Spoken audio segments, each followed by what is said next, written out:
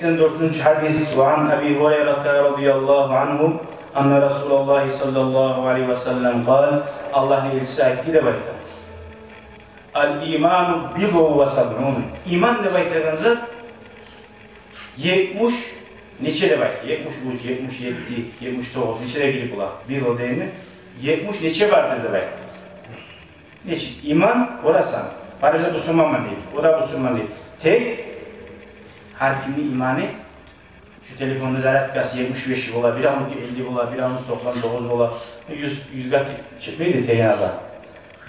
Bir anlık 30 ola, 25 ola, 15.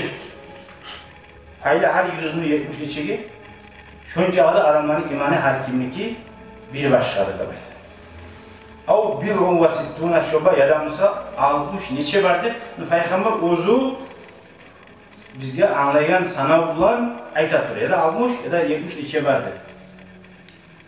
Fa'afvaluha latta imanın silisi adam yüreğinde bulagan qaysidir?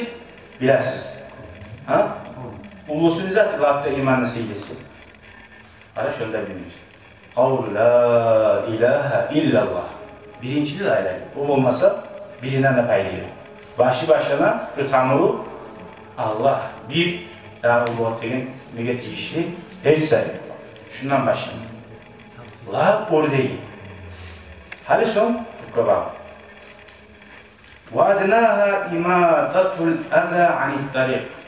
Şu 60 neçiye 70 neçiye paylayan zamanla la erişteyi dedi.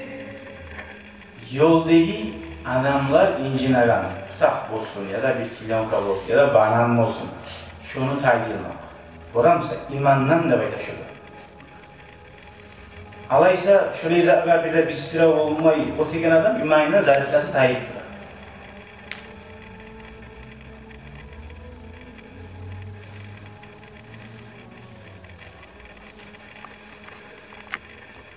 Oradan Peygamber Aleyhisselatü Vesselam ayrıca İslam din kazalik Müslüman arasında neçik ahamiyet izahkenin ayrıca şunun eskirdi uyarmaktan ve dağda yoldaki zatını taydırmakta. İnşallah gelegen hadiselerde ahirinci bolik uyarmakta Peygamber aleyhissalatu vesselam uzunu Peygamber'in uyarmakları neçi yedi de bayda. Jivoy primerler olan ne yerde Peygamber neçik uyardı, neçik oldu, uzun neçik tuttu, şu hadisler gelecek. Kısa çayıkken zamanla her polkalarına girdiğin çağa Peygamber aleyhissalatu vesselam yetişken kız yaş şu gelin olup eriye vargan zamanla neçik uzunu uyanmakları varmasa yani erişin yayına varganla şokuyla Peygamber aleyhissalatu vesselam'ın uyanmağı şunca da şöyle yedi. O zaman bugün gelirlere o kıyışmak, toyun ortasına bir şunu kıyıya. Bu aldığını gelirlere kıyışlara verecekler kıyışa. İnşallah kurumuz Allah razı olsun. Barize de ya Allah, başkan avuklarıyız. Ahirette min derece bulup olsun ya Allah. Avrular bize derman olsun. İmanı bize yanıltılan nur olsun ya Allah. Yaxşı yoldaşlar cimaga kömekçi hadisler olsun. Kıyamet gün bizge şefaat edilen yoldaşlar olmaga güle Allah nasip etsin. Elhamdülillahi Rabbil Alemin.